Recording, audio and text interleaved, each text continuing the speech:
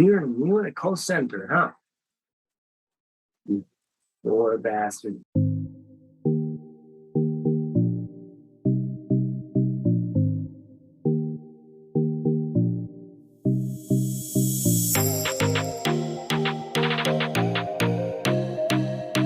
Love it or hate it, it is your new job.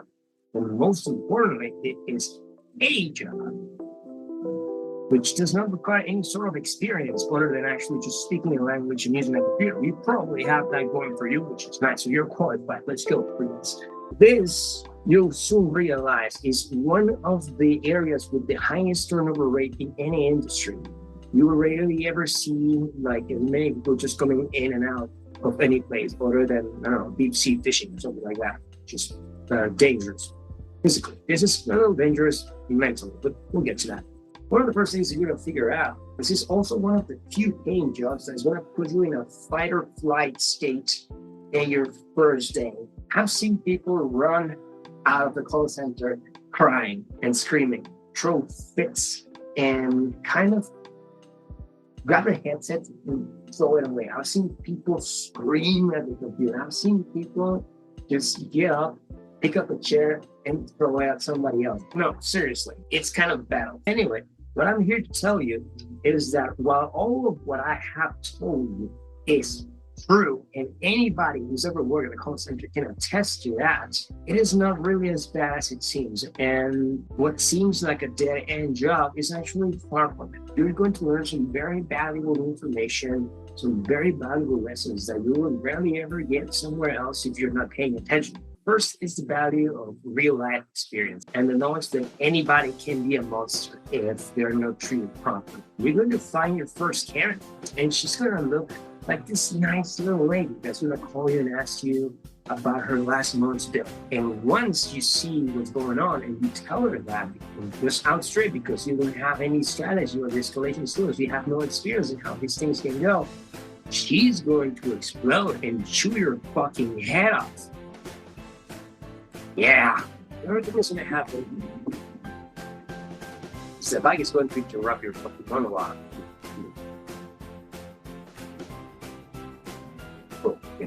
Another thing that's going to happen is you're going to rediscover the power of words because you have nothing else to fight back.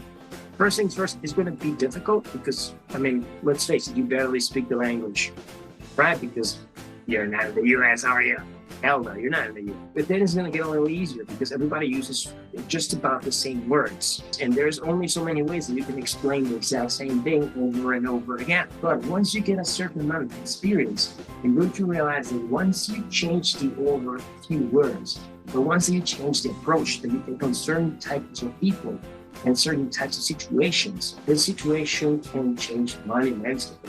And instead of escalating to, I don't know, your supervisor, your manager, whatever, you keep just about anything contained. If you know what to say, how to say it, how to solve these problems, how whatever. It's really up to you. There are other things that are going to happen. First, now you're also going to find the value of knowing you did everything you could. Like at first, you're going to suck. Let's face it, you are going to suck because that's just how every game goes. Right? You take it from you something, you suck. Because that's the process. First you suck, then you get better. It's not the other way around. Once you get to a certain point, you're going to understand what it really takes to do something, to really know your ins and outs. And when you get good enough at this job and somebody else acknowledges that you did everything you could and you left no stone unturned and you just nailed it, that's a great thing. You will experience people being sincerely grateful, which is also really strange. Up until now, you've probably done a few favors for some people, right? Like, I don't know, maybe you run some errands for your grandparents, or maybe you have lent a few bucks to a friend. I don't know, that's just, oh, cool, man, thank you very much. But you haven't solved a problem that keeps them awake at night. You haven't fixed something that they have been struggling with for months. And this is exactly what you're going to be doing for some of these people. Depending on the area you're in, this is what's really going to be pressing at you. That's the kind of responsibility that you may have depending on the area that you're working on. And I can assure you, you're going to appreciate the living hell out of that, because there are very few things that can actually compare to that feeling. Something else that's going to happen is you're going to have a lot of stories to tell, because you're going to be exposed to a lot of people. And this applies whether you are a representative or a supervisor. I have seen more tears in 4 years as a supervisor than I have seen in my whole life before that. That's for the good part. The bad part that you need to consider as well is that just like any job, you're going to and it's no surprise. I mean, who likes to have a lot of people come in and yell at them? It's not nice, unless you have a different sort of mindset. Like I mentioned at the beginning of this video, there are many jobs that can actually put you on that state where you're in front of something very angry that wants to hurt you and be completely safe. That is call center customer service. You're going to hear things that aren't there, things that cannot hurt you. And you have complete freedom to face it. Now, you can be an asshole. You're going to be fired, but yeah, you can be an asshole and deal with that the way an asshole would do. Or you can actually practice how to deal with this kind of situation. And that is going to extrapolate into your daily life, and you can do this with your neighbor.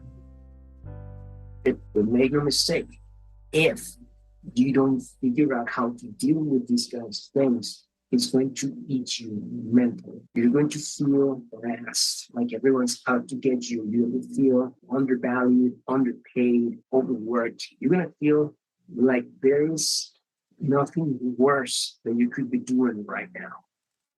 I have seen that a lot, believe me. The worst part of this is never going to end. The calls are going to keep coming, and someone has to take them. If you have a way to completely eliminate the need for customer service, that would be revolutionary.